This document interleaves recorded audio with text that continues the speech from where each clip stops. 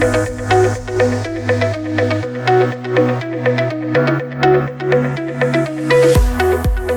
name is Dan Green. I'm Coldplay's live engineer and audio producer. I've been working with Coldplay since 1998. I started prepping the tour around about 5 years ago, just after we'd finished making the album Music of the Spheres. We were prepping for about 6 months, and then we started in Costa Rica in March of 2022. So we're finishing up this part of the tour before we take a little break in Wembley with 10 shows. I'm Tony Smith, head of audio, system designer and front of house tech, I guess. Been working with Dan and the band for 23 years. The tour spec has evolved over the years. The main system has been probably in place for the last 10 years using the optical system, which obviously integrates into DiGiCo as well. But the backbone, it's just been built on with new technology, trying to keep a smaller footprint. Sustainability has been a big part of what we're trying to achieve for the tour. We've tried in audio department to downscale our racks by the use of Fourier plugins and onboard effects and processing on the desk. So with the 3 stages, we've got a full band setup on the A stage, and then we've got almost a full band setup on the B stage.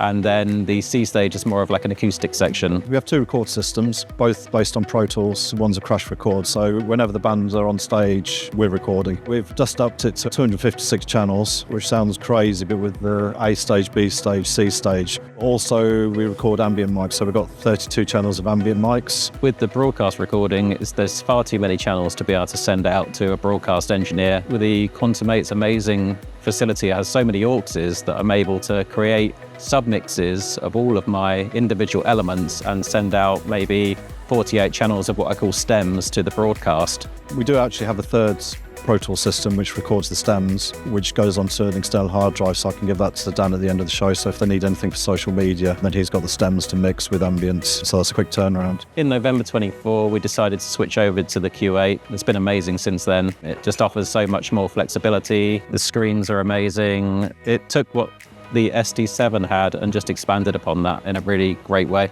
I mean, as far as I know, it's the only desk on the market that would be able to handle the amount of inputs that we're using. Moving to the new console, the Quantum 8, the way they work the heat flow within the console. Sometimes in the front of house temp, we're reaching 43 degrees. The Q8 is running so much cooler, which is amazing for me to actually keep things up and running and getting a show. The thing I like about DiGiCo is we get amazing support, which you always need when you're halfway around the world.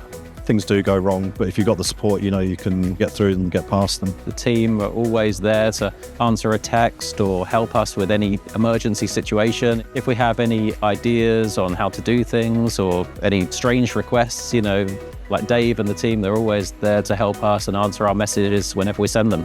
It is a massive tour, and there are a lot of dates, and it's to a lot of people. And of course, one of my jobs is to make sure everyone's hearing it and everyone throws their hands in the air and, gets the vibe. We're really proud of what we've achieved with the sonics and the sound of the Coldplay shows. And yeah, we always get nice comments back about the shows, around the venue, and wherever you are in the venue, it's a great experience. And also it's great because the social feeds are sounding brilliant because of our STEM system. Broadcasts are always sounding great. We've got really great response from our Glastonbury performance from BBC, and yeah, so we're really happy with how everything's sounding.